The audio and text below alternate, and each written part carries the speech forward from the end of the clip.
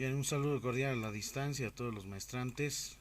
Continuamos con la unidad número 2, teoría del muestreo, que es una parte muy importante dentro de la investigación científica.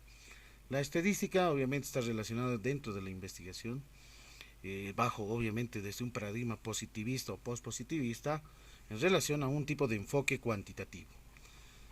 Iniciamos con el objetivo, ¿no? ¿Cuál es el objetivo de esta unidad? Bueno, analizar justamente, ¿no?, la selección de muestreo en relación al universo, a la población, lo que son los métodos de muestreo en sí, cómo determinamos, identificamos la muestra, el tamaño de la muestra y los elementos fundamentales dentro de la tesis de investigación. Justamente este capítulo de teoría del muestreo contempla en el capítulo número 4 de la tesis de maestría y que se debe definir justamente el población, lo que es el universo en sí, lo que es en realidad la muestra, con quienes se van a trabajar dentro del ámbito, en este caso bajo un objeto de estudio y con relación a los sujetos que van a ser parte dentro de esta investigación, a la hora de poder implementar algunos instrumentos de investigación como ser una encuesta, un cuestionario, un test o prueba objetiva, ya sean pre-test o post-test, todo con relación a estos elementos que son muy importantes. Ahora muy bien, hay que tomar en cuenta justamente que la investigación científica no necesariamente hay que estudiar con una totalidad determinada.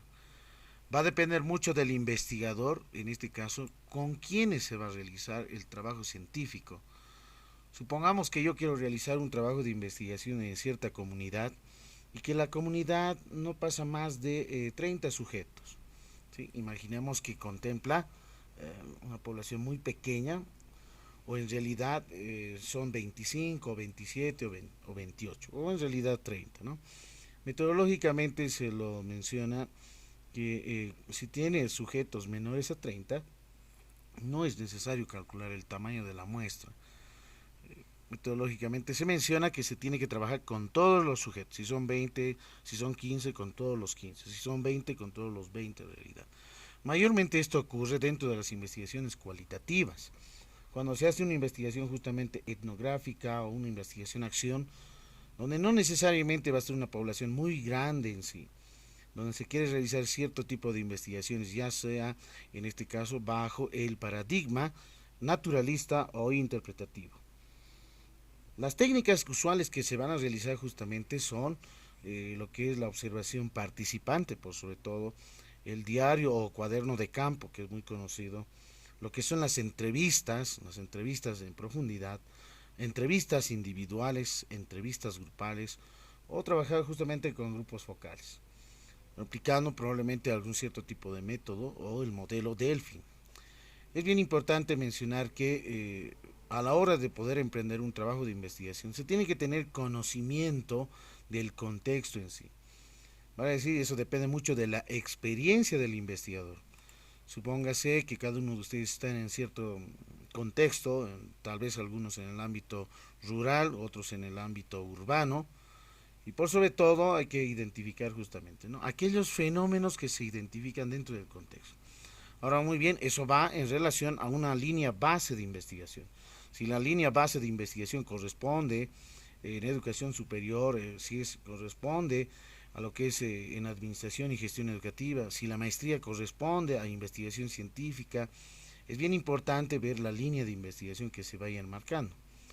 Otro punto esencial es que la temática que se va a emprender es bien importante tener en mente, en realidad, obviamente bajo una planeación, con quiénes se van a trabajar específicamente, ¿no? Si se van a hacer justamente con adultos, con niños, con jóvenes, estudiantes universitarios, maestrantes o participantes de cierto tipo de posgrado en ciertas especialidades. Eso depende mucho del investigador con quienes se va a ir a trabajar. Y eso contempla justamente una visión más, un esquema más genérico, en el sentido de poder identificar con quiénes evidentemente voy trabajando. Y para esto es bien importante también el acceso a la parte de la recolección de los datos, ¿no? El acceso mismo, la viabilidad que sí se puede realizar una encuesta o un cuestionario o aplicarse algunos tests o probablemente algunas entrevistas en profundidad o grupales, eso ya depende mucho del investigador. Bueno, en efecto, esta operación del aspecto auxiliar también dentro de ese proceso general de investigación se denomina también, y lo vamos a denotar como método de muestreo. ¿Qué es el método? Método, según Rosana Barragán, lo define justamente aquella secuencia lógica de pasos a seguir para el logro de un fin, y ese fin justamente será tangible o intangible. Método también se lo conceptualiza, como menciona Mario Bunge, una secuencia lógica de pasos a seguir para el logro de un objetivo. Ahora muy bien, si nosotros mencionamos el método de muestreo, ¿y qué es muestreo en sí? En término clave, muestreo es ese procedimiento sistemático y ordenado para determinar la muestra en sí. ¿Y qué es el tamaño de la muestra? El tamaño de la muestra simplemente es aquel valor numérico que se va a ir calculando, ¿no? Pues he pasado dentro de la plataforma el software que corresponde justamente al cálculo del tamaño de la muestra. Por lo general trabajamos con poblaciones finitas, no necesariamente con poblaciones infinitas, bueno, a menos de que sean dentro de las especialidades de medicina, enfermería, bacteriología, entre otras, ¿no? Entonces nosotros mayormente trabajamos con una población finita, numerable en sí, contable, que tiene un principio, tiene un valor mínimo y tiene un valor máximo en sí, y que a partir de esta aplicación de este software, este es un paquete estadístico que les va a servir de mucha ayuda para el cálculo mismo de lo que son justamente tamaños muestrales.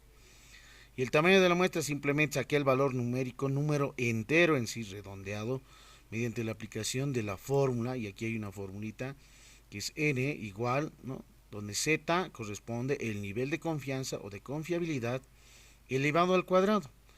Este que lo ven ahí con subíndice 1 menos alfa medios corresponde justamente a un valor de z en sí dentro de la tabla de la distribución normal estándar. Ahora muy bien, este paquete estadístico en sí denota justamente ya la tabla de valores de z, ¿no? de la normal z estandarizada, y que este valor de nivel de confianza, también se lo conoce nivel de fiabilidad, toma un valor asignado, correspondiente a un cierto tipo de porcentaje. Bueno, los niveles de confianza varían en sí desde un 90 a un 99%, ¿no? Ese es el rango en sí para la identificación misma y hallar el tamaño de la muestra. Por lo general, un 90% se usa para investigaciones sociales, un 95% se usa para estudios de mercado de negocios dentro del ámbito de las carreras de administración, economía y entre otras. O un 99% que se utiliza justamente, ¿no? Dentro de las empresas, controles de calidad. Por lo general, dentro de las tesis de investigación, manejamos a un 95% de confiabilidad y el error estimado del 5%, que también este error estimado varía justamente del 1% al 9%.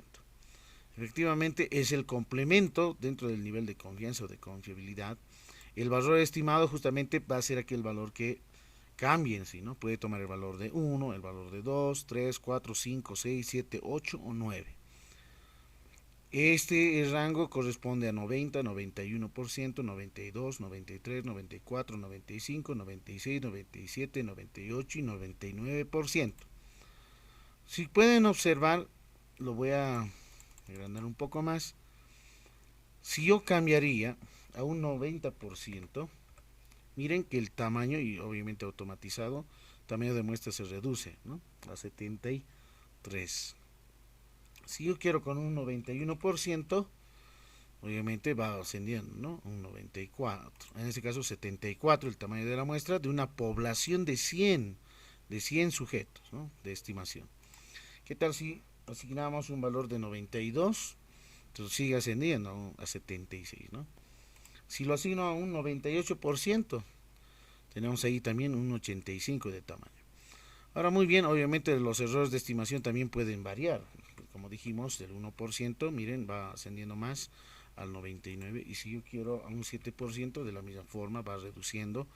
Entonces, estos dos parámetros, estos dos elementos son muy importantes, ¿no? En el manejo mismo, consistente.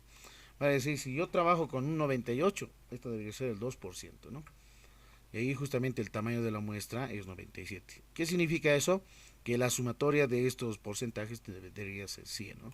Si yo estoy manejando un 96%, esto por lo menos el correspondencia debería ser 4%, ¿no? Porque ahí suma 100%. Su tamaño de muestra es 87, ¿no? Y si yo tengo 99, obviamente esto tendría que ser un error estimado de 1%. No puedo insertar a un 9%, ¿no? Porque ahí tenemos justamente la escala de deficiencia de 67 sobre, en este caso, con respecto a 100 sujetos, ¿no?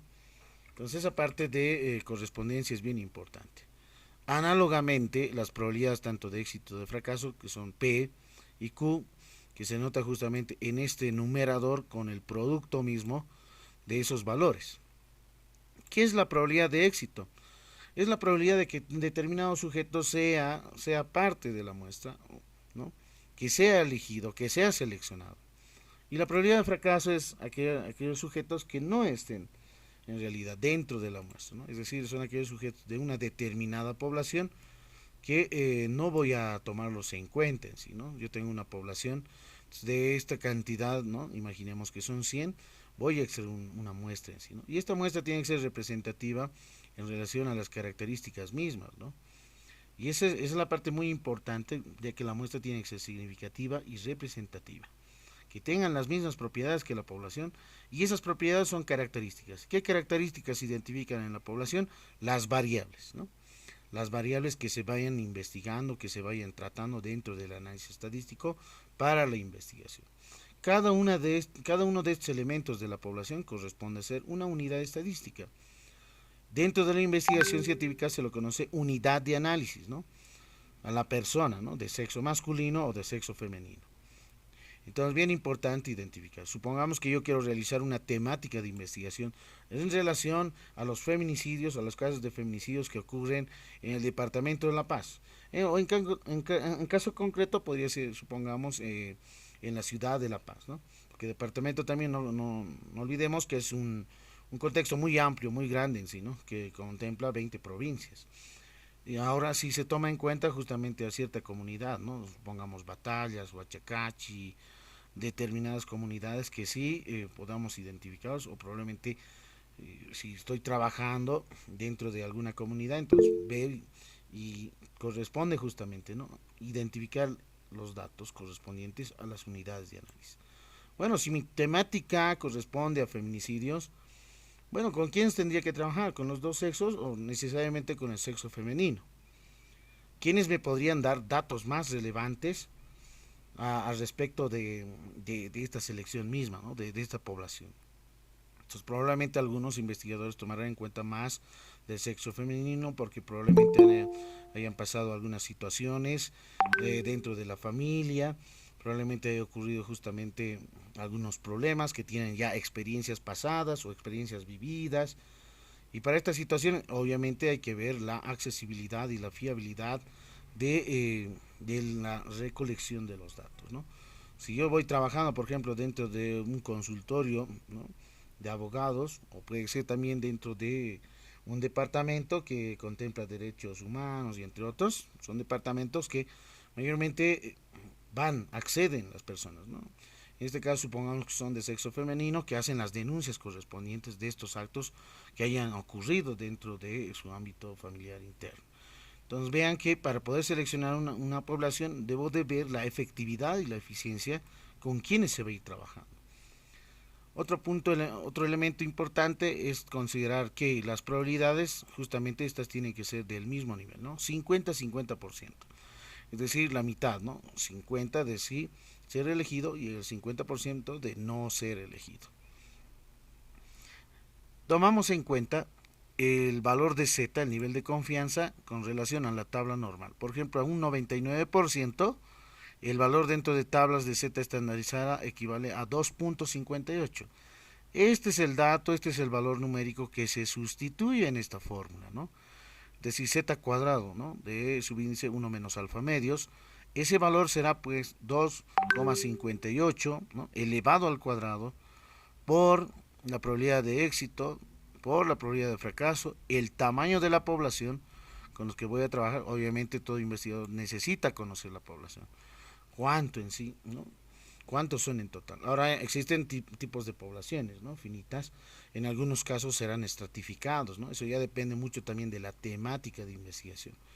Entonces es bien importante tomar en cuenta esto. El otro punto clave es que el denominador está identificado por el nivel de confianza elevado al cuadrado, que equivale a 2.58 elevado al cuadrado por la probabilidad de 50%. Ese porcentaje obviamente hay que subdividirlo sobre 100%, ¿no? Que será 0.5. No olvidemos que las probabilidades tanto P y Q, las dos sumatorias equivalen a 1 en sí, ¿no? Dentro de la teoría de probabilidades. Por eso es que tomamos en cuenta aquí con porcentajes, pero se está automatizando para hacer el cálculo del tamaño de la muestra con este paquete estadístico. Entonces, en este caso tomamos en cuenta también la probabilidad de fracaso, es decir, la probabilidad de que esa persona o ese sujeto no sea elegido, 0.5.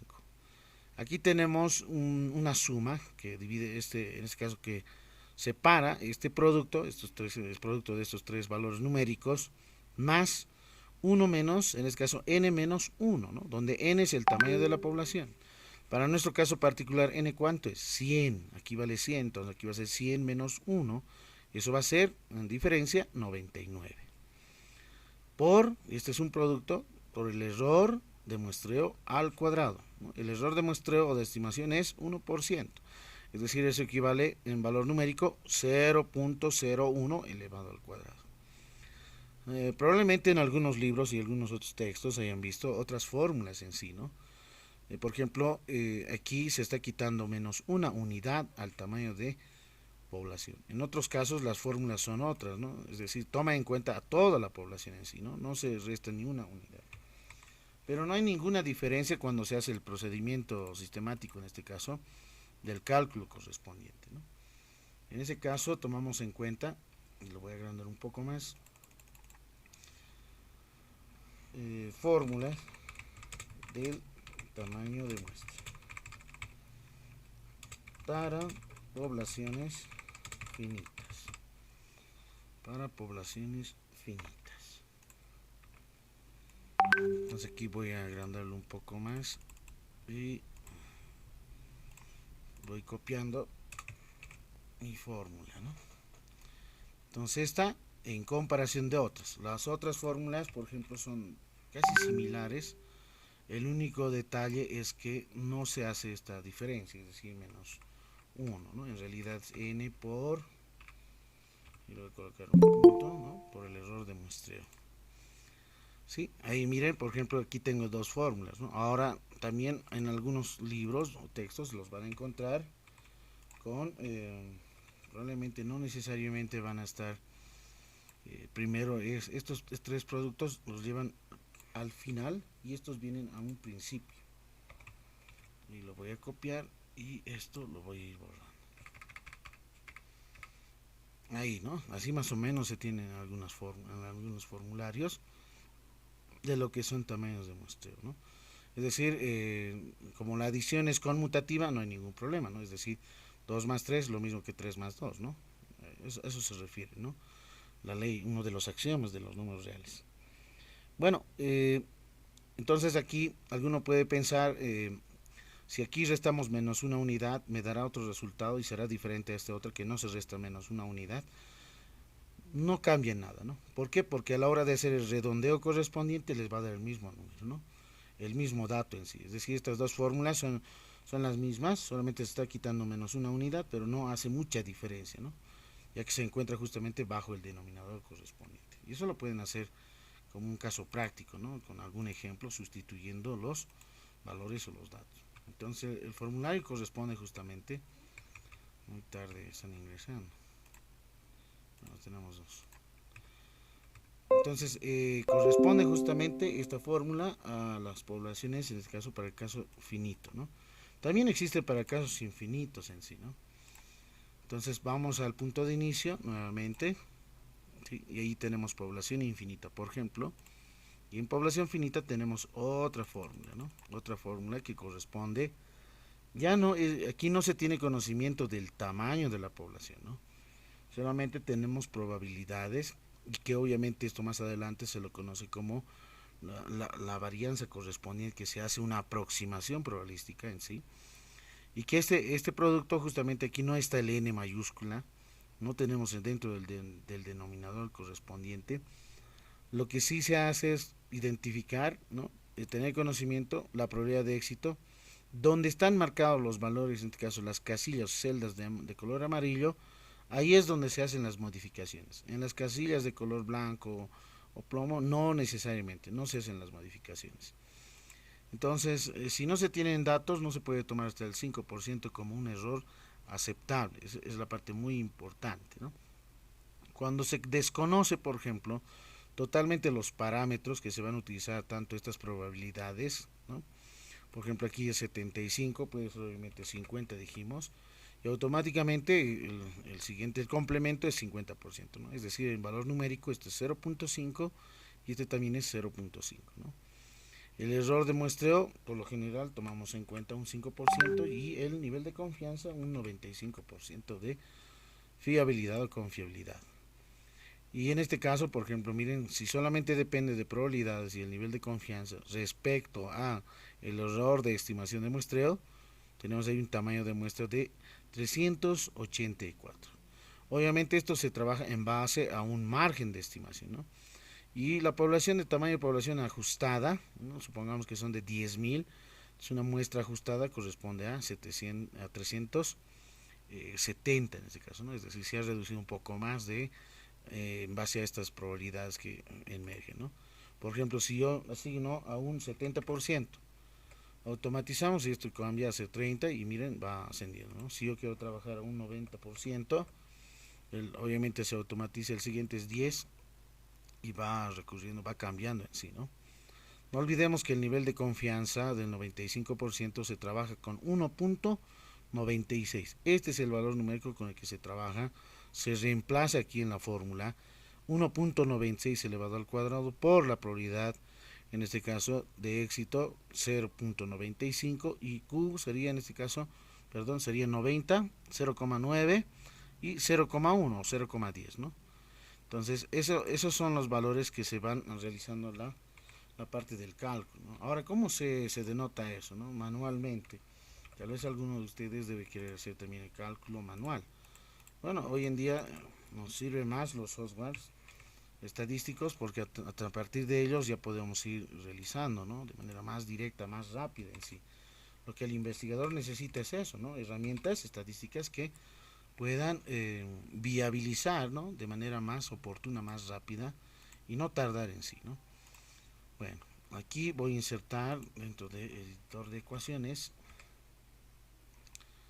en herramientas, voy a insertar una línea de fracción y voy a anotar los valores o los datos que están en esta tabla, ¿no? Como ejemplito.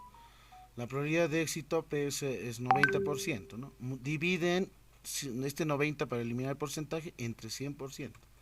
Entonces va a ser ahí, por ejemplo, 0.90, ¿no? Bueno, el nivel de confianza es 0.90, en este caso 0.95, pero no necesariamente ese es el valor. Esto hay que tomar muy en cuenta. El que tomamos el valor es el 1.96. Este es el valor numérico, ¿no?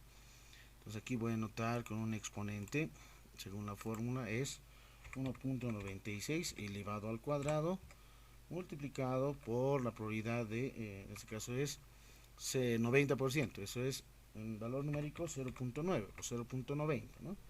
Por 0.1 o 0.10, que siguen siendo los mismos valores.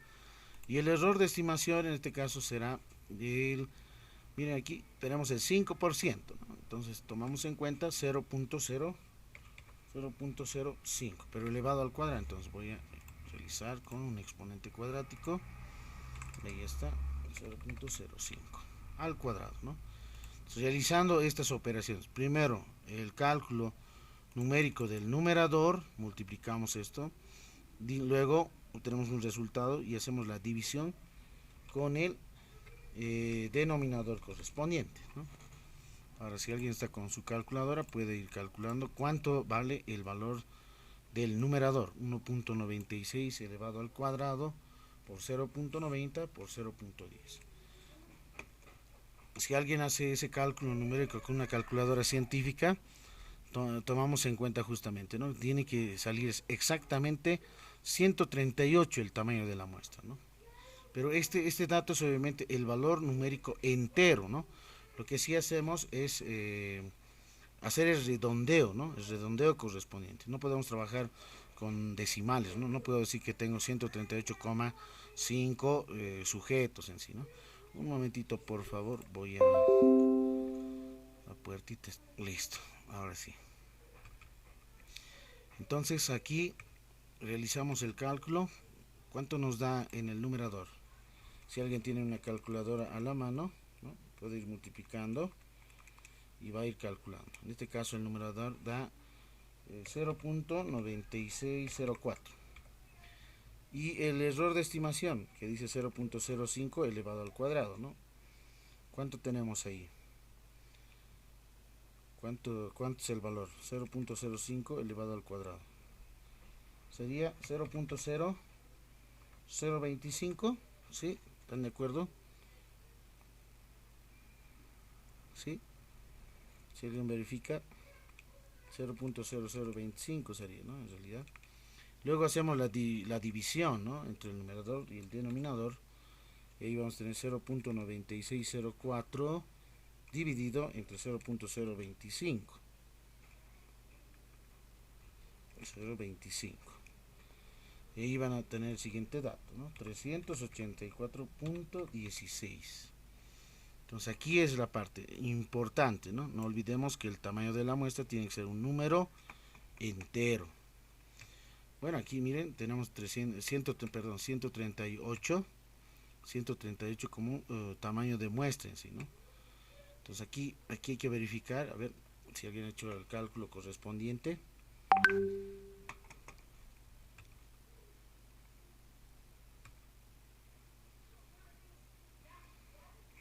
A ver si alguien ha calculado.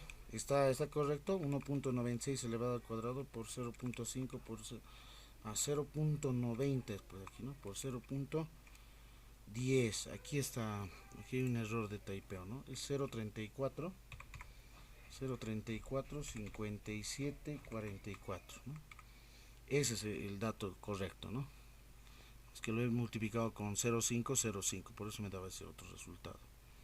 Ahora sí, esto sí va a cambiar obviamente, no, ese es el dato, dividido entre 0.0025. Ahí sí les va a dar 138.2976. ¿Sí? Entonces yo voy redondeando, ¿no? Los valores a un número entero. Obviamente 9 mayor a 5, esto va a ser 3, 3 no es mayor a 5, por lo menos ahí se mantiene, ¿no? Entonces redondeo aquí corresponde a ser solamente 138 sujetos en sí, ¿no? Sí, son con los que yo voy a ir trabajando en realidad, ¿no? Ese va a ser el tamaño de la muestra, ¿no? Cuando solamente se tiene conocimiento de las probabilidades P y Q y los niveles de confianza. Por lo general, el investigador va trabajando, recalco nuevamente, con Z, nivel de confianza al 95%, eso equivale a 1.96, y el error de estimación del 5%. Entonces, en eso corresponde justamente, ¿no? Ese procedimiento. Bueno, ustedes solamente insertan datos, tanto en las celdas de color amarillo, y se hace automático en realidad, ¿no? Lo único que hacen dentro del capítulo es copiar estas celdas, ¿no? Que se está utilizando para su cálculo del tamaño de la muestra, como una imagen de cálculo, y van copiando, ¿no?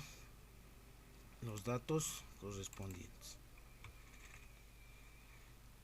Ahí está, ¿no? Entonces yo tengo esa, con qué nivel ahí se denota con qué se está trabajando y cuál es la fórmula correspondiente con el que voy a ir trabajando, ¿no? Ahora, por lo general, esto es obviamente desde un enfoque netamente cuantitativo, hay que tomar en cuenta eso, ¿no? Por ejemplo, si yo tengo poblaciones muy pequeñas, al ser, supongamos, 20, 15 poblaciones muy pequeñas, porque se realizan, ¿no? Entrevistas en profundidad, se hace observación participante, entonces son muy tediosas en realidad, porque tienes que determinar, identificar comunes denominadores, tienes que hacer un análisis estadístico, ya, pero desde un enfoque netamente cualitativo, ¿no? Entonces ahí ya cambia justamente la parte del trabajo de investigación, ¿no? No son las mismas en sí, ¿no? Por lo general, los métodos de muestreo son dos los que se han mencionado, ¿no? Y los métodos de muestreo son justamente los que se denotan en una de las diapositivas, si lo han visto, se encuentra al finalizar, ¿no es cierto?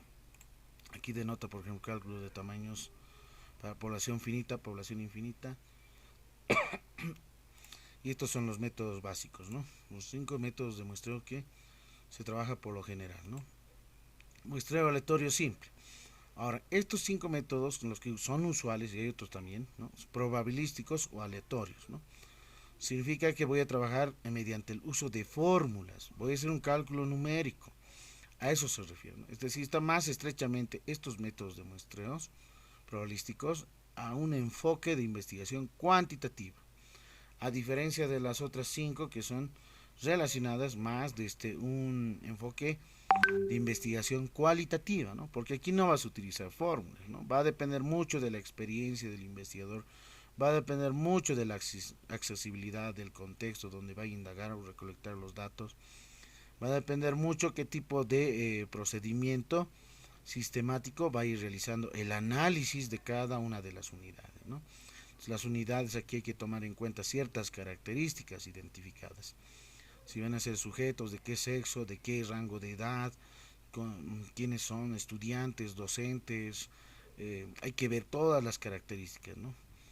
Entonces aquí tomamos en cuenta justamente no la aplicación de fórmulas, ¿no? Por eso se dice muestreos no probabilísticos, no aleatorios, ¿no? No aplicamos fórmulas, ¿no? Y estos son justamente el muestreo por cuotas, muestreo intencional, causal o accidental, muestreo bola de nieve, este es por lo general más usual, y el muestreo discrecional. En el anterior caso, cuando son netamente de investigación de enfoque cuantitativo, podemos realizar, y obviamente no todas, ¿no? En la investigación solamente mencionamos, por ejemplo, qué tipo de método de muestreo, ¿no? El método de muestreo será probabilístico, del tipo aleatorio simple, o del tipo aleatorio sistemático, o del tipo aleatorio estratificado, o del tipo aleatorio por conglomerados, o bien muestreo por rutas aleatorias. Solamente una de esas tienes que ir mencionando dentro del capítulo número 4 que corresponde de la tesis de maestría, ¿no? ¿Cuál es el método y de qué tipo? ¿Cuál es el tamaño de la muestra? Y el tamaño obviamente se tiene que ir calculando como esta fórmula, ¿no? Bueno, si es en este caso para población finita sería en este caso, ¿no? Entonces ahí tomamos en cuenta el tamaño de la muestra, el método de muestreo que se va a implementar y en sí lo que sí denota justamente estos métodos es con quiénes, ¿no? Por ejemplo, en el paquete estadístico, voy nuevamente al punto de inicio, en población finita, aquí menciona 100, ¿no? 100, supongamos que son 100 estudiantes universitarios de una determinada carrera, supongamos una carrera más pequeña, o podría insertar una carrera que tiene, por ejemplo, 500 estudiantes, por lo menos.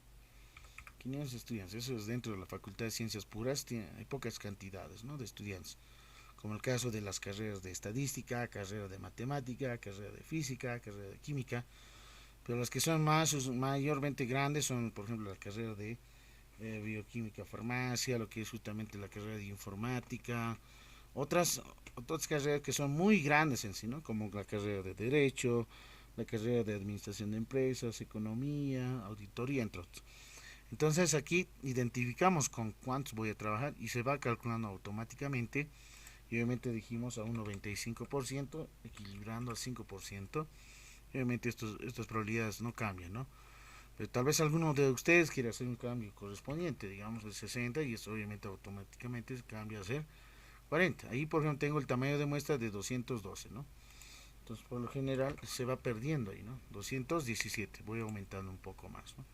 Es equilibrado que corresponde, ¿no? De 500, mi tamaño de muestra, es decir, el tamaño de muestra, ¿qué es? Aquel valor numérico, ese valor numérico con los que vas a ir trabajando. Ahora, muy bien, el método me va a indicar, y por eso se dice método, que el proceso sistemático, muestreo en sí, de los 500 estudiantes universitarios de determinada carrera, ¿quiénes van a ser elegidos? Son 217, pero ¿quiénes de los 500? Entonces para ese tipo de procesos de selección se necesita conocimiento de los métodos de muestreo. Una de ellas, el muestreo aleatorio simple, al azar también se lo conoce, ¿no? El muestreo aleatorio sistemático, bueno, si tengo una lista, ¿no? Sistemático en el sentido de que se utiliza una lista, identifico un valor numérico cualquiera yésimo y hago el cálculo correspondiente. Muestreo aleatorio estratificado, bueno, si voy a trabajar, ¿no?, con dos grupos, puede ser un grupo experimental y un grupo de control. Un muestreo aleatorio por conglomerados, ¿no? Si voy a trabajar en cierta determinada comunidad, voy a tomar en cuenta un grupo, subgrupos muy grandes en sí, ¿no? O muestreo por rutas aleatorias, ¿no?, lo que mayormente se trabaja en la INE. Entonces ahora vemos estos métodos que son muy importantes en sí. Continuamos entonces.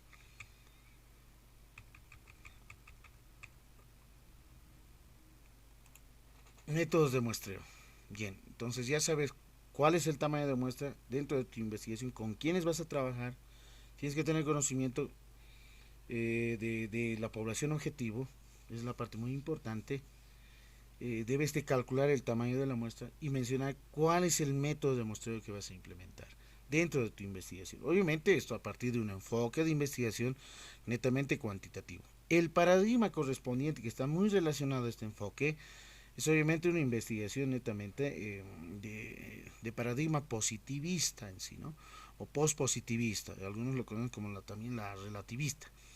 Entonces en esta parte tomamos en cuenta más los datos numéricos, hacemos pruebas de hipótesis, dosimacias en base a muestras, ¿no? Comparamos muestras, o bien dentro de una población voy a extraer dos muestras, tres o cuatro, ¿quiénes van a ser? Por ejemplo, los grupos de Solomón, que menciona el libro de Hernández Sampieri, va trabajando con cuatro grupos, ¿no?, para comparar justamente la eficiencia, la eficacia, o bien el fortalecimiento o la mejoría de una determinada variable a identificar, ¿no? Si es aprendizaje, pero qué tipo de aprendizaje en sí, ¿no? O si es dentro de la enseñanza, qué tipo de método de enseñanza, ¿no? O si es la implementación misma de cierto tipo de tecnologías, aplicaciones de plataformas, y eso va a depender mucho en relación a su línea de investigación. Y eso está justamente enmarcado dentro de lo que corresponde a la presentación de la tesis de maestría en posgrado UPEA, ¿no? Si no lo tienen los requisitos, el formato, las especificaciones, me las dicen y se las voy a pasar por la plataforma. Y hay que tenerlos porque les comento que tengo otro módulo, es el seminario taller de tesis, y no muchos tienen la experiencia en sí, ¿no? No tienen dificultades. ¿En qué sentido? El primer punto es si evidentemente el profesional ha realizado tesis o no en la formación universitaria. Si tiene conocimiento base de tesis, entonces va a poder por lo menos ubicarse muy bien y realizar una buena presentación, ¿no? En el caso de que aquellos profesionales que hayan sido examen de grado, trabajo dirigido, proyecto de grado, que no son los mismos obviamente, pues van a tener dificultades, ¿no? Porque la tesis de licenciatura es a un nivel micro en sí, ¿no?, una investigación. La tesis de maestría ya corresponde a un nivel, a un meso en realidad, ¿no? Y la tesis de doctorado y postdoctorado va a un nivel macro en sí, ¿no? Ya no se habla solamente de una parte específica, es decir, hay una propuesta de investigación que se debería ir implementando y habría que demostrar bajo dosimacia de hipótesis. Obviamente hablando desde un enfoque netamente cuantitativo. Entonces esa parte es muy importante, ¿no? Y tiene muchas falencias en sí. Una de ellas no conocen metabuscadores, ¿no? Los metabuscadores muy importantes dentro de la investigación científica. ¿Por qué? Porque necesitas repositorios internacionales, ¿no?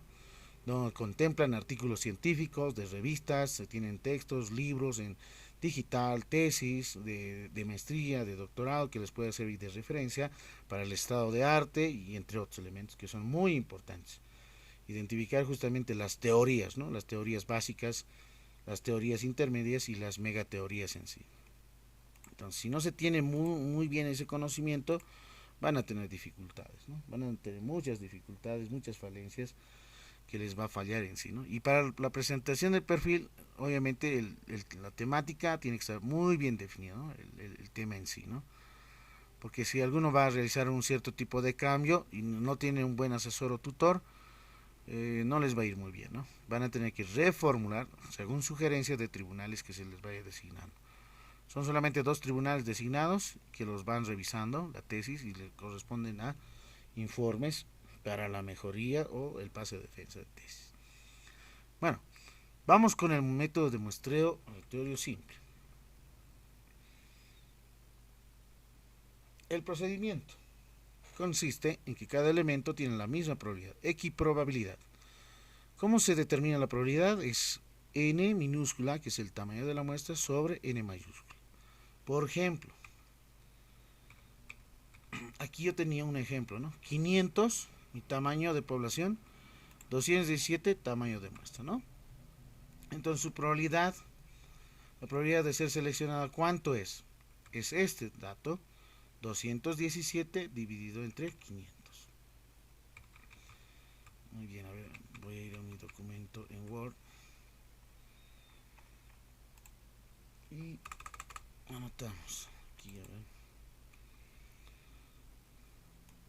esa probabilidad, ¿no? La probabilidad de ser seleccionado menciona. Entonces anotamos, insertar, ecuación.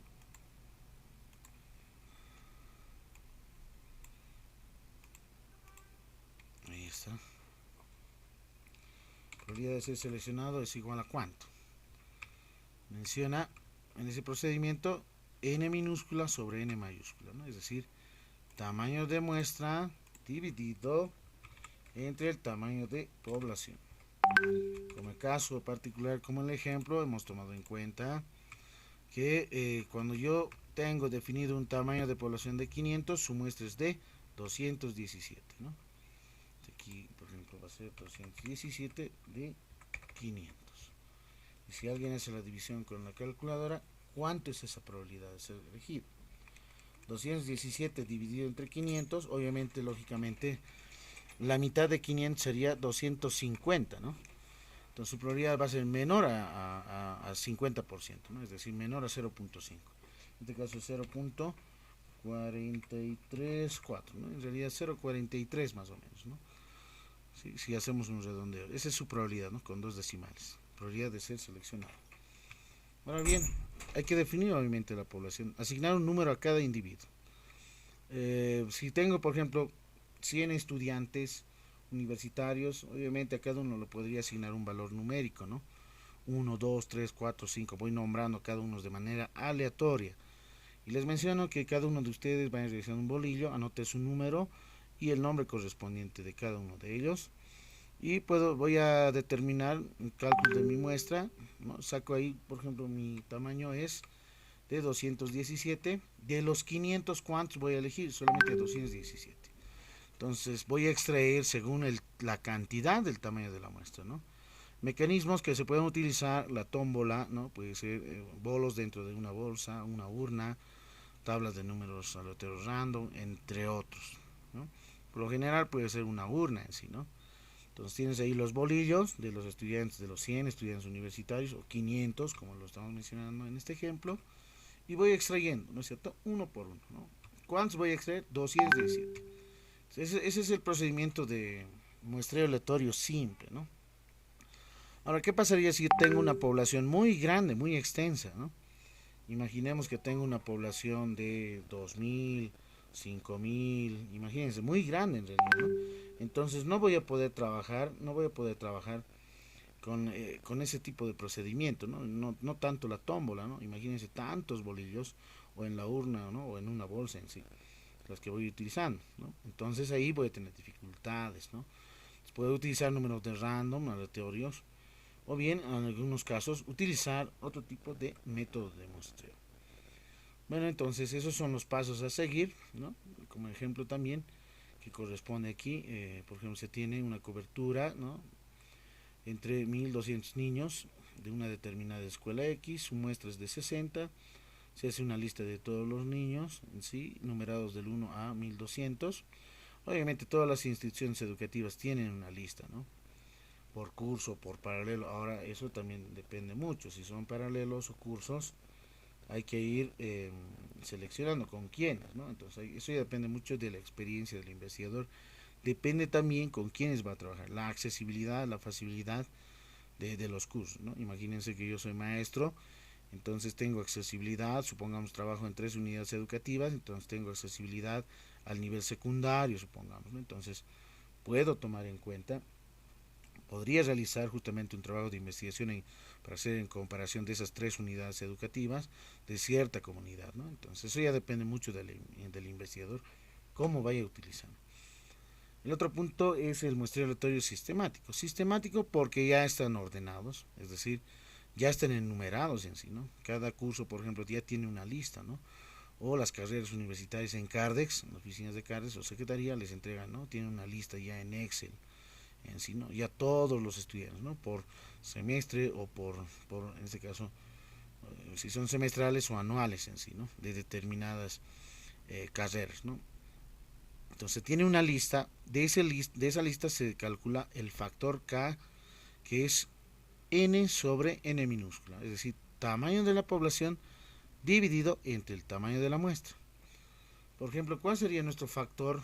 En este caso el factor ahora va a ser casi el mismo, pero ya no es PS, sino va a ser el factor K, N, ¿no? Aquí lo voy a anotar.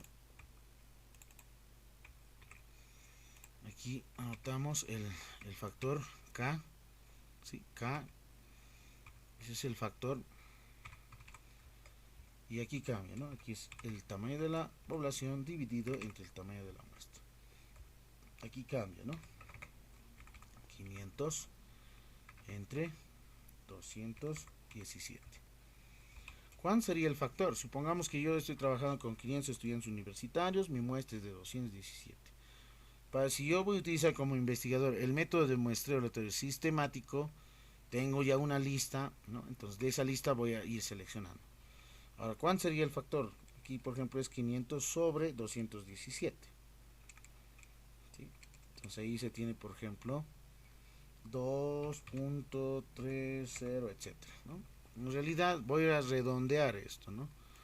Voy a ir redondeando. Entonces el redondeo correspondiente será 2 simplemente, ¿no? Parte entera. 2. Entonces mi factor K, ¿cuánto es? Es 2 en sí, ¿no? 2, este es el factor, ¿no? Es el que lo estoy pintando de color rojo. Ahora sí. Ese es el factor K. Ahora bien, conozco el factor, ya tengo identificado, toma un número de la lista iésimo, al azar cualquiera. De tu lista que tienes, toma un valor numérico, menciona, ¿no? Entonces, supongamos que yo tomo el valor de 5, el iésimo menciona, ¿no? Entonces, el iésimo es el valor de 5 de mi lista, listo. El número 5 de la lista seleccionado. El siguiente será el valor de 5, pero más, ¿no? Más el factor K. Como K vale 2, ¿cuánto sería el siguiente de mi lista? Sería elegido, en este caso aquí lo anotamos, I más 2, eso es I vale 5, el que he elegido al azar, I más 2, que es en este caso el factor K, ¿no? Ahí está, I más K en realidad es la formulita, y eso es 5 más 2 y es 7, es decir, el 7 de mi lista está elegido. El siguiente va a ser I más 2 por K, ¿no? Ahí está. Es decir, 5 más ¿cuánto? Ahí está, ¿no? 2 multiplicado por K. El factor K es para mí 2.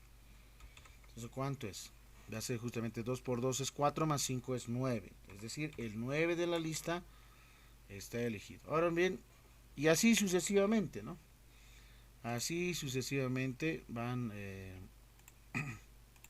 determinando en su lista todos aquellos números hasta llegar justamente a la cantidad estimada, ¿no? ¿Cuántos deben ser de mi muestra? Los elegidos son 217, ¿no? El número 5 de mi lista, el número 7 de mi lista, el número 9 de mi lista. El siguiente, ¿cuánto va a ser? Si ustedes ven aquí, tienen diferencias de 2 unidades nada más, ¿no? 5, 7, 9, el siguiente será 11, el siguiente será 13, 15, 17, 19, etcétera, etcétera, ¿no? Entonces ya tengo ahí todos marcaditos en mi lista. ¿Cuántos tienen que ser? Justamente el tamaño de muestra, es decir, 217 de esa lista de 500 estudiantes. Entonces, ese es el método, ¿no? de selección mismo. Bueno, ahí también se tiene otro ejemplo, ¿no? Otro ejemplito, ¿no? Se escoge, por ejemplo, un número al azar en un rango correspondiente. O, ¿no? Ahí tienen el esquema, ¿no? de selección elegido. Aquí el primer el iésimo es el número 12, su factor es k, es decir, 12 más, el siguiente será de mi lista el número 12, el siguiente va a ser 20 más 12, que es 32, y así sucesivamente, ¿no? 20 por 2, 40 más 12, 52, ¿no es cierto? Voy a seleccionar. Ese es el método de muestreo sistemático, ¿no? Sistemático porque utilizo una lista. También puedo utilizar dentro de una comunidad, seleccionando, ¿no?, la cantidad de casas, ¿no? Y qué casas son donde yo voy realizando, probablemente aplicando tal vez una encuesta o bien una batería de preguntas para mi entrevista. El siguiente es el muestreo estratificado, y este es el más usual. ¿Por qué? Porque tomamos en cuenta, ¿no?, categorías típicas diferentes según estratos, ¿no?, profesión, sexo, estado civil y entre otros.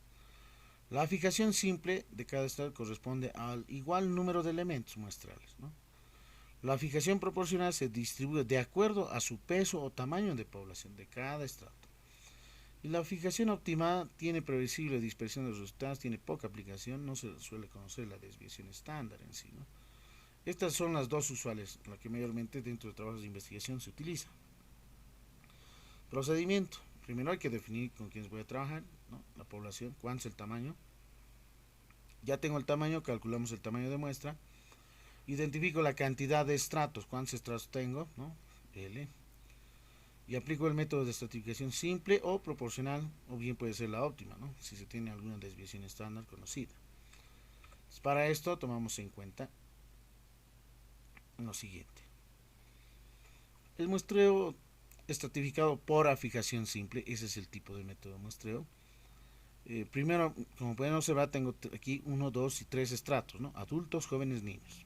Adultos, 700, jóvenes, 1500, niños y niños, 800. Población total, supongamos que voy a hacer un trabajo de investigación y que voy a tomar en cuenta tanto a padres de familia de esa institución, a jóvenes y a niños, ¿no?, o probablemente son de dos comunidades o dos unidades educativas, ¿sí? Mayormente las unidades educativas son muy pequeñas, las poblaciones no son tan grandes, ¿no?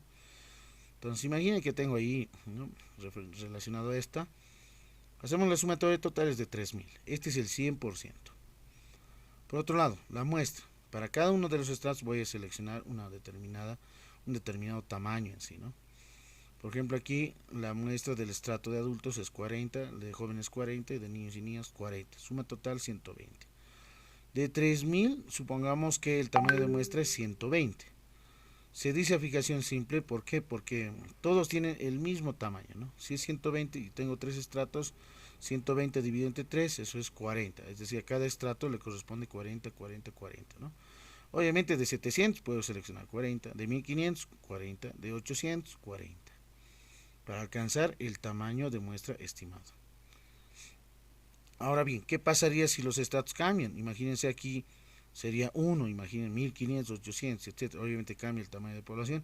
Entonces el método de muestreo estratificado no va a ser por la fijación simple, ¿no?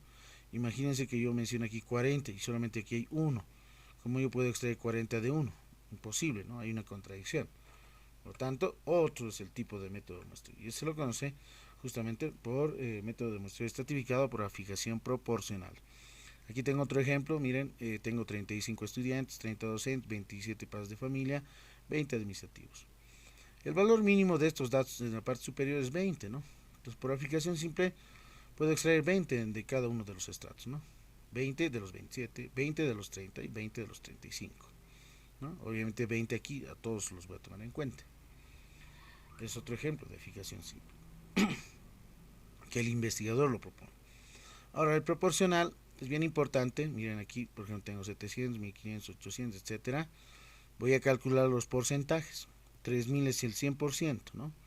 ¿Y cómo se hace el cálculo de los porcentajes? Es este dato valor numérico dividido entre 3000 multiplicado por 100%, ¿no? Aquí, por ejemplo, es 23,33%, en el siguiente es 50%, obviamente la mitad de 3000 es 1500. 800 corresponde a 26,67%, suma total 100%, ¿no? Yo creo que esta parte lo pueden calcular de manera rápida, excepcional, ¿no? Bueno, si no se puede, me dicen, y voy a abrir un nuevo archivo en Excel para ir mostrando cómo se hace esta parte de cálculo, ¿no? De frecuencias, se lo conoce como frecuencias porcentuales simples en realidad, ¿no? ¿Sí? Estas son frecuencias porcentuales simples. Entonces aquí, por ejemplo, yo tengo, supongamos, población. Aquí es el porcentual simple y muestra. ¿Sí? Aquí voy a insertar estratos. En estratos puedo colocar, supongamos, tal vez quiero trabajar con el director o directores, ¿no? Supongamos aquí directores. Quiero hacer un trabajo de investigación para hacer comparación de 3 instituciones. Voy a trabajar con docentes o maestros y estudiantes. Aquí voy a tener un total. Bueno, supongamos que voy a trabajar con 3 instituciones, obviamente son 3 directores, docentes, en suma total de las 3 instituciones, supongamos son de 500 y estudiantes ascienden a 2000. Bien, entonces aquí lo que voy a hacer es calcular justamente los estratos de cada uno de estos, ¿no? Hacemos la selección con un clic izquierdo sin soltar en sumatoria, en autosuma. Aquí por ejemplo el tamaño aquí de la población es de 2503. Determinamos su porcentaje, el porcentaje definimos dentro de la celda, abrimos paréntesis porque primero voy a hacer una división, 3 sobre 2503, cerramos paréntesis y multiplico por 100, ¿no? 0.11 más o menos aproximadamente, ¿no? Y así sucesivamente los demás porcentajes se van calculando. Voy a redondear, ¿no? a decimales, ¿no? Si se desea, ahí hago una autosuma y obviamente esto tiene que sumarme el 100%. Ahora la muestra en sí, ¿no? Por ejemplo, aquí hemos mencionado 2503 es el tamaño de la población. Voy a ir a mi fórmula, aquí estamos diciendo cuántos, 2503, ¿no? Entonces 2503, 50, 50, 95, 5, listo. Tamaño de muestra es 333 en sí, ¿no? Aquí tendría que salir 333. Bueno, ¿cómo calculamos? Una vez que ya se han obtenido los porcentajes, ¿no? Aquí está. Multiplicamos el porcentaje, ¿no? El porcentaje por el tamaño de la muestra. Luego dividimos ese resultado para eliminar ese porcentaje entre 100, ¿no? ¿Sí? Entonces voy a multiplicar el porcentaje por el tamaño de la muestra. Aquí abrimos paréntesis, voy a multiplicar el porcentaje multiplicado por el tamaño de la muestra. Mi tamaño de la muestra, dentro obviamente de poblaciones finitas, es de 333. Aquí anotamos 333. ¿Y qué dice? Después de ese producto hacemos la división, ¿no? Se divide el resultado entre 100%. Entonces aquí dividimos entre 100, ¿no? Ahí voy reduciendo y así sucesivamente los demás datos, y este me tiene que sumar 333. Obviamente estos voy a redondear, ¿no? O sea, un número entero. Ahí tenemos disminuir decimales, hacemos el redondeo. Listo, ahí ya se tiene, ¿no? La sumatoria correspondiente. ¿Qué significa eso? Dentro de mis estratos, por ejemplo en directos, como es una población muy pequeñita, no necesariamente voy a tomar en cuenta, ¿no? Entonces voy a tomar en cuenta docentes y estudiantes. De los 567 van a ser elegidos, de los 2000 serán 266, ¿no? Estudiantes. Estos son el estrato de docentes. Ahí ya tengo, por ejemplo, mi tamaño de muestra en sí, ¿no? Listo. Esa es la forma, ¿no? De estratos. Cuando trabajamos con estratos, ¿no? Aquí de la misma forma se hace, ¿no? Este porcentaje multiplicado por 120 dividido entre 100, eso es 28, número entero, ¿no? Aquí obviamente, miren, como pueden observar, el mayor dato es de 1500 y el valor mínimo es de 700. No hay un rango en sí, no tan alejado. Pero en mi ejemplo es un poco muy alejado, ¿no? De 3 a 500 y peor aún de 3 a 2000. Por esa situación otorga 0 en realidad, ¿no? Bien. El muestreo estratificado, aquí tenemos otro ejemplo: 700 adultos, 1500 jóvenes, 800 niños y niñas. Aquí tengo 32, 60, 28. Y estos son los porcentajes correspondientes, que suma total 100%. Esa es la fijación proporcional que se trabaja, ¿no? Ahora, muestreo de todo por racimos o clúster o conglomerados. Primero se selecciona cierto número de conglomerados, es necesario alcanzar el tamaño de muestra. Existen dos tipos: naturales y no naturales, ¿no? Los naturales son justamente carreras universitarias, recursos humanos profesionales, los comerciantes de un determinado mercado, feria, etcétera, ¿no? Las no naturales corresponden a las urnas electorales, áreas geográficas, áreas municipales y entre otros. Como ejemplo, este muestreo por racimo clusters, también conocido como conglomerados, ¿no? Tomamos en cuenta la unidad de análisis sujeto o sujeto. La unidad muestra en este caso será un conglomerado a través del cual se logra el acceso de una unidad de análisis. Seleccionen dos etapas por racimos o conglomerados, y racimos se seleccionan a los sujetos que van a ser medidos, ¿no? Dentro de una población o localidades, viviendas, o utilizando un croquis.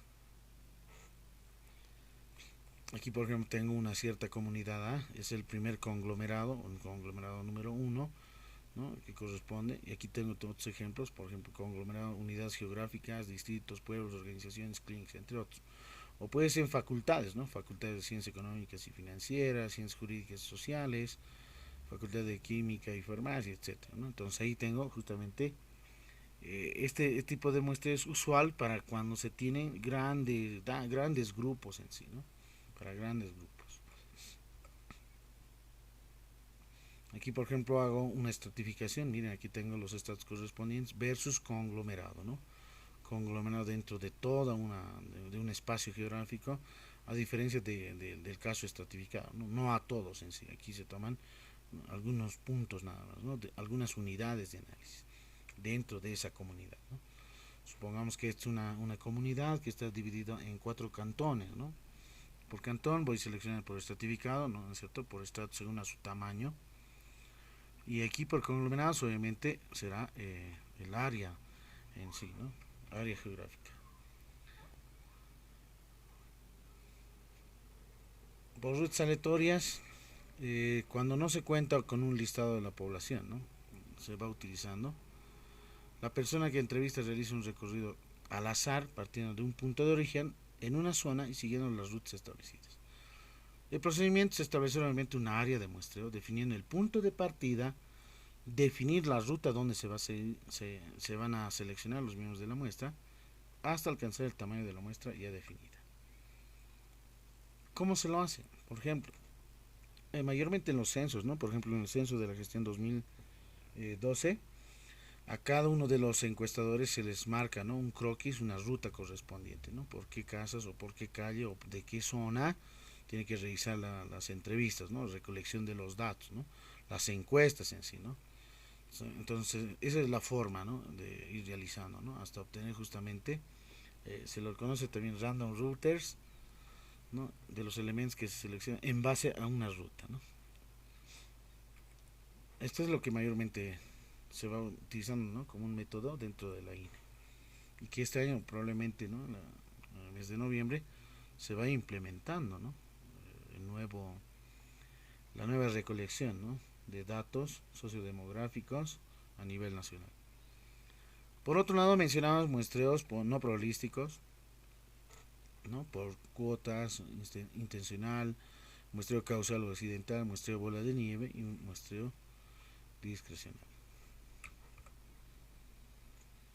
Vamos entonces iniciando con uno de ellos, el muestreo por cuotas. Tener conocimiento primero, ¿no? Como investigador de los estratos, ¿no? No es de carácter aleatorio, ojo, aquí es no aleatorio, no probabilístico, con que esté conformado obviamente la población. Fijar a los sujetos más representativos y adecuados para fines de la investigación. Identificar las condiciones y características de los elementos tomados dentro de la investigación. Obviamente aquí es un punto muy esencial, porque depende mucho también del dominio del investigador, ¿no?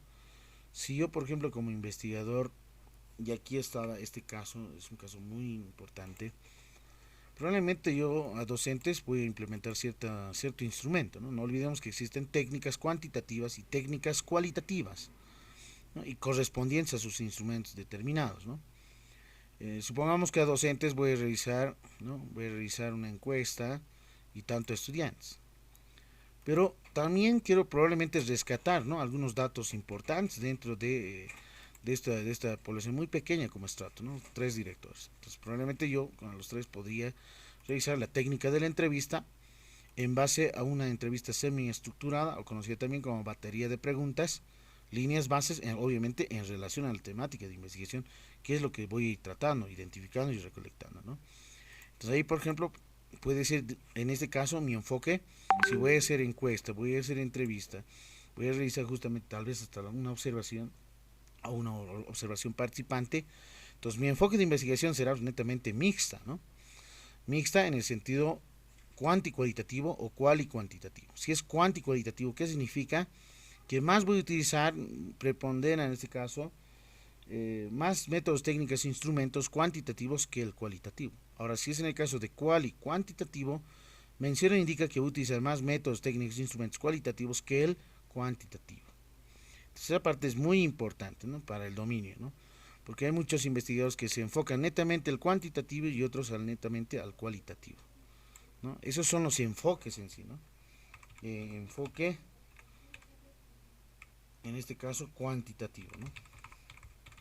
De investigación. El otro es el enfoque cualitativo. Y el otro es el enfoque mixto, ¿no? Pero dentro del enfoque mixto hay el quanti-quali, ¿no? Y el otro, que no es lo mismo, es el quali-quanti, cuantitativo, ¿no? Hay una diferencia y es la parte muy importante identificar dentro de su metodología de investigación con qué tipo de enfoque es la que van a ir trabajando, ¿no? Y eso ustedes lo definen como futuros investigadores dentro de su temática que vaya correspondiendo. Y entonces ahí, por ejemplo, ya mencionamos, indicamos justamente esas características que son muy importantes, ¿no? Muy importantes para el investigador.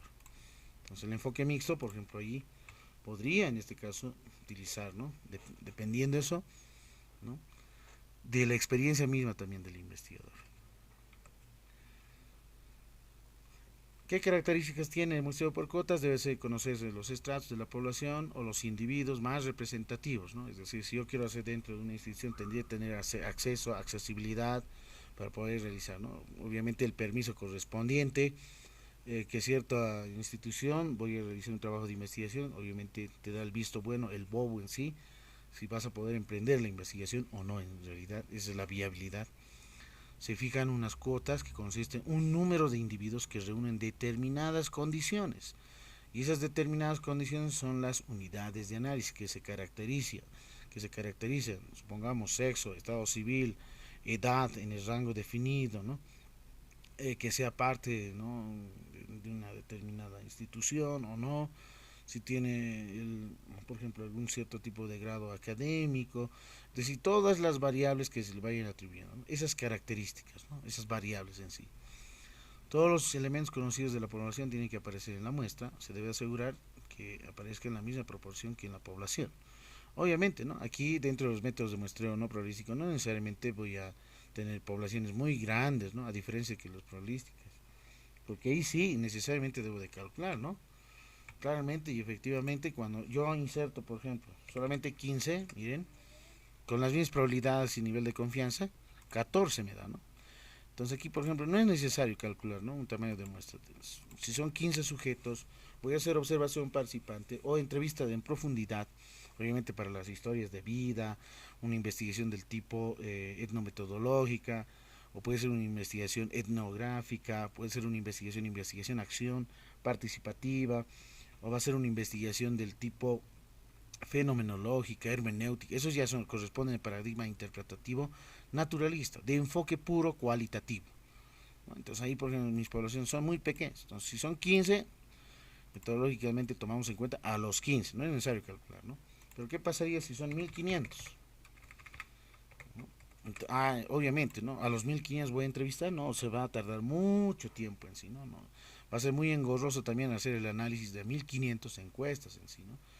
Hay que ver las características, ¿no? Las posibilidades, el factor tiempo, el factor recurso económico, ¿no? La disponibilidad y la viabilidad si se tiene acceso a esa institución o a las instituciones, ¿no? Por ejemplo, si son 1500, obviamente, lógicamente, necesariamente debo de calcular un tamaño de muestra, ¿no? pero si son solamente 15 o si son 20, por ejemplo, son poblaciones muy pequeñas, necesariamente tomes en cuenta los 20, ¿no? ¿Para qué 19, ¿no? O sea, no es nada diferenciado en correspondencia a una unidad de análisis. Entonces el investigador entrevista a todas las personas de cada categoría que puede encontrar hasta haya llenado la cuota en sí, ¿no? Las cuotas son justamente el número de individuos, no se olviden eso, ¿no? Que determinan ciertas características, ¿no? Ejemplo de cuotas, sujetos, 25 sujetos de 20 a 35 años de sexo femenino y residentes en Sucre, Bolivia, ¿no? Otro ejemplo, 15 universitarios de la carrera de matemática, Facultad de Ciencias Puras UMSA. Otro ejemplo, 30 docentes de la carrera de psicología. Otro ejemplo, 250 administrativos de la UMS residentes en Cochabamba y que sean del sexo masculino. Entonces, la elección de los individuos aquí, ¿no?, es a criterio del investigador.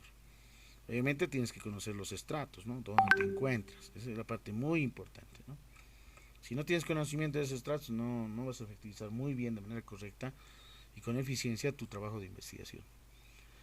Muestreo intencional, ¿no? En este caso tomamos en cuenta elementos escogidos con base a criterios y depende mucho del juicio del investigador, ¿no? Con quienes evidentemente voy a trabajar, ¿no? Si es una determinada comunidad, yo sé quiénes son las personas más representativas, tal vez aquellas que han estado varios años o tienen experiencia o han estado en cargos solicitados, entonces puedo yo extraer justamente muchos datos informativos al respecto de las nuevas generaciones, se podría decir, ¿no? Entonces se caracteriza en un esfuerzo deliberado, se utiliza para sondeos, por ejemplo, ¿no?, de trabajo de campo, mayormente. Bueno, en la parte de la validación también, ¿no?, de sus instrumentos de investigación. Por ejemplo, el investigador cuando va elaborando un instrumento, supongamos un cuestionario, una encuesta, esas tienen que ser validadas en sí, ¿no? Debe ser confiable el instrumento. Entonces, para que sea confiable debo medir en base a un alfa de Cronbach, y el alfa de Cronbach es justamente un coeficiente que mide la relación, el grado de relación entre las variabilidades o las varianzas correspondientes de cada uno de los ítems, tanto ítems pares como ítems impares, ¿no? Entonces ahí, por ejemplo, como investigador yo puedo tomar una población y hacer mi sondeo, no obviamente la muestra, hacer mi sondeo correspondiente, es decir, la prueba piloto, recolecto datos, hago el análisis estadístico del alfa de Cronbach y si yo tengo un valor muy cercano a 1, obviamente 0. Hay rangos en este caso, ¿no?, de estimación, 0.4, 0. Hasta de 0.4 a 0.6, de 0.6 a 0.8 o de 0.8 a 1 en sí, ¿no? Por lo general dentro de esas investigaciones no rinden muy altos, ¿no?, muy altos alfas de Cronbach en sí. En este caso van a ser mayormente, usualmente, algunos investigadores calculan y determinan según a la recopilación de los datos informativos y el análisis estadístico, llegando a un 0.65, 0.70, ¿no? No pasan, no llegan a 0.90, 95 o 0.99, ¿no? Dentro de la experiencia que se tiene. Entonces hay que tener un conocimiento exacto de la población, incluir justamente supuestamente típicos, ¿no? Aquellos problemas, por ejemplo, que ocurren dentro de los alcohólicos, ¿no es cierto? Los alcohólicos anónimos, puede ser, por ejemplo, aquellas personas que están ahí olvidadas, ¿no? Que se encuentran en las calles, en condiciones precarias, etcétera, ¿no? Entonces son muy pequeños, supuestamente típicos, que no son tan fáciles también, ¿no?, de realizar una entrevista. Hay que ganarse en realidad, y obviamente dentro de esa investigación cualitativa, hacer una entrevista en profundidad se necesita tener altamente confianza en sí, ¿no? ¿Por qué? Porque puede ocurrir de que te dé datos falsos, ¿no?, dentro de tu investigación y no te esté diciendo la verdad o con la sinceridad, ¿no?, con la veracidad en sí. Entonces hay que ganarse la confianza. Y ganarse la confianza no es un día para el otro en sí, ¿no? Tienes que estar ahí, tienes que convivir. Por eso se hace investigación, acción, ¿no?, investigación etnográfica, ¿no?, ir a la comunidad, vivir allá, ¿no?, hacer observación, participan, por eso es que realizan, ¿no? Esos trabajos de investigación son más de nivel de doctorado. ¿Por qué? Porque son propuestas, ¿no? Son propuestas más en profundidad, ¿no? Son otros sentidos, ¿no? A diferencia de los trabajos de investigación cuantitativos en sí, ¿no? Entonces eso ya depende mucho de la experiencia del investigador. Entonces este muestreo se caracteriza también, es un muestreo intencional que maneja representatividad en determinado, el intencional, ¿sí?, se selecciona sobre la base de ciertas características, de obtener información de los miembros de la comunidad que comparten dicho aspecto, ¿no? Ejemplos, realizar encuestas de consumo a personas de edad avanzada en una población para conocer la evolución de los hábitos alimentarios de la comunidad, encuestas preelectorales en zonas, ¿no? Mayormente esto se hace en sondeos, ¿no es cierto? Cuando se tienen campañas electorales a nivel municipal, a nivel nacional, ¿no? Para elecciones de alcaldes, de gobernadores, de presidentes, etcétera, ¿no? Hacen justamente, ¿no? Algunas instituciones los sondeos correspondientes, ¿no? De elección de votos, ¿no? Ejemplo, podemos decir el MAS, etcétera, ¿no? ADN, no sé, MIR o MNR, ¿no? Hay porcentajes en sí, ¿no? Que se van manejando en sondeos, ¿no? Si es Mori era justamente, ¿no? Si es Mori era una de las instituciones que realizaba para estas elecciones, ¿no? De la gestión 2019-20 también, ¿no? Para alcaldías y gobernaciones. El muestreo causal o accidental es otro procedimiento que permite elegir arbitrariamente los elementos sin un juicio o criterio preestablecido. Entrevistadores, que corresponden justamente, ¿no? A los que voy a ir tomando en cuenta. ¿Cuál es el procedimiento? Seleccionar directamente los sujetos o individuos, ¿no? De la población arbitraria, elegir intencionalmente a los sujetos hasta alcanzar el tamaño de la muestra. Y alcanzar del tamaño de la muestra significa justamente, ¿no? ¿Cuántos? 10, 15, 20, 25, máximo 30 en realidad, ¿no? Entonces, es bien importante dentro de este tipo de método de muestreo, causal o accidental, es una modalidad de muestreo determinístico, ocurre cuando el investigador selecciona directo o intencionalmente, se fundamenta por reclutar casos hasta se completa un número de sujetos, se eligen de manera causal, ¿no? De tal modo que quienes realizan estudios eligen un lugar determinado, a partir del cual reclutan a sujetos de estudio, ¿no? Es similar al muestreo por conveniencia, pero excepto que intente incluir a todos los sujetos accesibles como parte de la muestra. Ejemplo, cuando se entrevista a una de cada 10 personas que pasan por una calle cualquiera, ¿no? Otro ejemplo, entre todos los sujetos con COVID-19, seleccionar los 50 primeros incluibles para que lleguen al servicio de urgencias del Hospital Obrero de La Paz. ¿Sí? O lo que mayormente hacen, ¿no? Muestreo causal cuando, no sé si les ha pasado siempre, ¿no? Van a una institución y hay personas, ¿no? Por favor, les mencionan, ¿no? No sé, podría ayudarnos con unos datos de una determinada encuesta, les dicen, ¿no? Bueno, ahí está, si vas anotando, ¿no? Su determinada encuesta. Ellos, por ejemplo, están de modo causal, ¿no? Accidentalmente los has encontrado, ¿no? Y obviamente ocurre lo siguiente, ¿no? ¿Qué tal si yo estoy muy apresurado y me pasan la encuesta, ¿no? Y la encuesta ahí tenemos justamente con escalas dicotómicas y múltiples. Supongamos sí, no, sí, no, sí, no, alguna vez, sí, no, ninguna, etcétera, ¿no? Entonces, por hacerlo muy rápido y obviamente estoy apresurado, todos los marcos sí, sí, sí, sí, obviamente, o tal vez no, no, no, no. ¿Sí? Entonces, miren, esa encuesta, obviamente cuando se hace un prueba piloto, va a ir a ese error, a ese margen de error, ¿no? A eso se le llama este margen de error de estimación, ¿no? El 5% siempre va a existir, que no necesariamente te van a decirte con la verdad, ¿no? Y vas a garantizar que un 95% que efectivamente vaya a revisar. Ahora, ¿eso cómo lo vas a determinar? Obviamente, cuando tengas esos datos, tienes que confiabilizar, ¿no? Esos datos informativos, tienes que verificar en este caso, ¿no? El alfa de Cromas, para eso nos sirve, ¿no? El alfa de Cromas es una medida estadística, es un coeficiente que mide, ¿no? La confiabilidad intratest, obviamente también son para los test, pruebas objetivas. Mayormente se hace eso con instrumentos cuantitativos, ¿no? Guía de encuesta, cuestionarios, ¿no? Con ítems cerrados en sí, ¿no? De escalas dicotómicas en el sentido sí, no, verdadero, falso, positivo, negativo, ¿no? Puede ser dicotómicas, sí, no, alguna vez, sí, no, ninguna. Pueden ser de escalas Likert, ¿no? Muy bueno, bueno, regular, malo, necesita apoyo. Puede ser de las escalas, por ejemplo, muy de acuerdo, ni de acuerdo en desacuerdo, muy en desacuerdo, ¿no? Son escalas Likert las que se utilizan, ¿no? Bien, muestreo bola de nieve. Es un método de muestreo que se refiere en poblaciones donde no se conoce sus individuos o es muy difícil de acceder a ellos, ¿no? Es el caso, por ejemplo, que mencionaba de los alcohólicos, por ejemplo, ¿no? Que son casos como, por ejemplo, sectas secretas, indigentes, grupos minoritarios, entre otros, ¿no?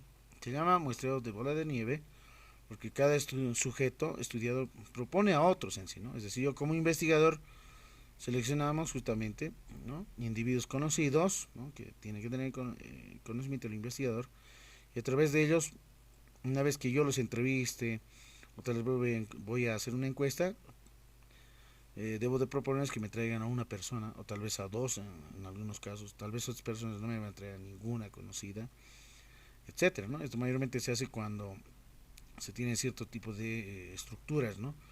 Por ejemplo, si yo quiero trabajar con el tema de VIH, es casi imposible que dentro de una población muy abierta te menciona si tiene o no tiene VIH-Sida, ¿no? Entonces, ¿dónde tendría que ir? Justamente a un lugar que tenga accesibilidad y que trate con ellos, obviamente, ¿no? Entonces ellos me indicarán si determinada persona también está, tiene, etcétera. Entonces voy haciendo la secuencia, ¿no? Ese es bola de nieve, ¿no? De individuos conocidos a conocidos, de conocidos y así sucesivamente. Hay tipos también, ¿no?, de bola de nieve. En este caso es una técnica de muestreo que ayuda, en este caso, a investigadores a encontrar muestras que son difíciles de localizar, ¿no? Funciona como un programa de referencia, ¿no?, y que se encuentran sujetos adecuados, y que este tipo de muestreo puede utilizar para realizar investigaciones que involucran una enfermedad en particular en pacientes, o tal vez una enfermedad rara también, ¿no? ¿Sí? Raras enfermedades. Bueno, eso desde un ámbito desde la medicina en sí. Entonces, los tipos de métodos de muestreo de bola de nieve corresponde a muestreo de bola de nieve lineal, es decir, un sujeto me trae a uno y así sucesivamente de manera lineal, o puede ser bola de nieve no discriminatorio exponencial, ¿no? A esta persona lo entrevisto, me trae a la siguiente dos, a las dos los entrevisto, a la subsiguiente me traen otros dos y así sucesivamente hasta recolectar los datos informativos para mi investigación. O puede ser muestreo de bola de nieve discriminatorio exponencial, ¿no? Es decir, entrevisto a las dos personas, una de ellas puede ser de que me falle, no me trae dos, otra sí, de esas dos también, y así sucesivamente, pero puede ser en los casos también que no me dé buenos datos informativos, ¿no? Entonces yo voy seleccionando aquellos que sí tienen mayor referencia, ¿no? Supongamos que yo quiero hacer un trabajo de investigación respecto a los infanticidios o el feminicidio, por ejemplo, entonces voy seleccionando, ¿no?, si son varones o mujeres. Entonces, ¿con quiénes voy a trabajar mayormente? ¿Con varones o con mujeres? Entonces, como investigador voy a ir recolectando más datos, probablemente de mujeres que de varones, ¿no? Ese, por ejemplo, puede utilizar un muestreo de bola de nieve discriminatorio exponencial.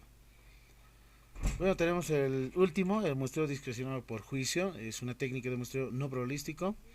Es un método relacionado con el criterio de investigador, ¿no? El procedimiento consiste en elegir en base a su conocimiento o experiencia del investigador. Por ejemplo, por juicios, viviendas, prefecturas, carpetas personales de empleados, cajeros de un determinado banco, etcétera, ¿no? Entonces, es bien importante el criterio de la investigación, el muestreo discrecional o por juicios.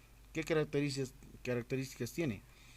Es un método de muestreo, ¿no? En el que los sujetos se seleccionan a base del conocimiento y juicio del investigador. El investigador selecciona a los individuos a través del criterio profesional. Puede basarse en la experiencia de otros estudios anteriores o en su conocimiento sobre la población y el comportamiento de esta frente a características que se vayan estudiando, ¿sí? Bueno, ahí termina la presentación correspondiente y el documento también está en base a esta línea también, ¿no?, de las temáticas, ¿no? Una parte de introducción que menciona el de Sampieri, cómo se van definiendo, ¿no?, términos, en este caso, desde la metodología misma, ¿sí? Tomamos en cuenta también la selección de muestra para definir las unidades de análisis, si son personas, organizaciones, de dónde los voy a ir obteniendo, ¿sí? Sobre qué o quiénes se van a recolectar los datos y para qué en realidad, ¿no? ¿No? Desde un proceso cuantitativo, de enfoque cuantitativo, la muestra es un subgrupo de la población de interés, ¿no?, que todo investigador social y simplemente toda persona se inicia con el campo de investigación. Cuando se trata de investigaciones simples, porque él mismo podría elegir, ¿no?, la muestra de las unidades de muestreo, porque otros también pueden acoplar a su trabajo la tarea estadística en una determinación de muestra. En el enfoque cualitativo lo hemos mencionado, ¿no?, como muestra social es un grupo de personas que poseen cierto conocimiento, saberes, ¿no?, respecto probablemente a algunas variables o datos cualitativos. Entonces, bien importante mencionar desde los enfoques que hemos mencionado, cual y cuantitativo o cuanticualitativo, ¿no? No olviden que existen métodos de investigación, tipos de técnicas e instrumentos de investigación cualitativos como cuantitativos, las que hemos mencionado. Ejemplo, cuantitativos, la técnica cuantitativa de la encuesta, ¿sí? El instrumento correspondiente será pues, una guía de encuesta, ¿no? O puede ser un cuestionario, ¿sí? Puede ser un test o una prueba objetiva, un pretest, un post-test, ¿no? Puede utilizar justamente una guía de observación estructurada, sistemática, dentro de técnicas y instrumentos cualitativos, por ejemplo, la entrevista, por lo general, la observación, ¿de qué tipo? Observación directa, indirecta, observación estructurada, no estructurada, semiestructurada, observación participante, observación no participante, de la misma forma dentro de la entrevista, ¿no? Entrevista individual, entrevista colectiva, la batería de preguntas, ¿no? Por lo menos mínimamente unas 5. A partir de esa línea base en base a la entrevista se va realizando. Pueden utilizar radios reporteras para la grabación correspondiente o el celular, que el celular también tiene una radio reportera, ¿no? Para las grabaciones, y que esas grabaciones les van a servir para los datos, ¿no? Y eso depende mucho también de los paradigmas y enfoques de investigación.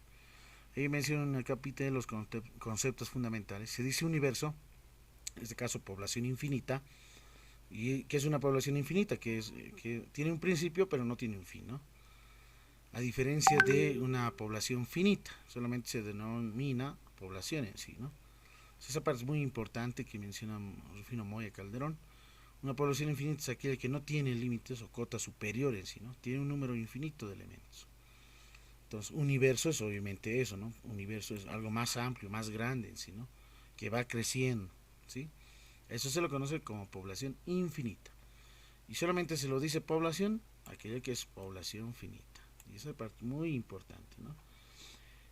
Tomamos en cuenta aquí un grafiquito, este es el universo, muy extenso en sí, ¿no?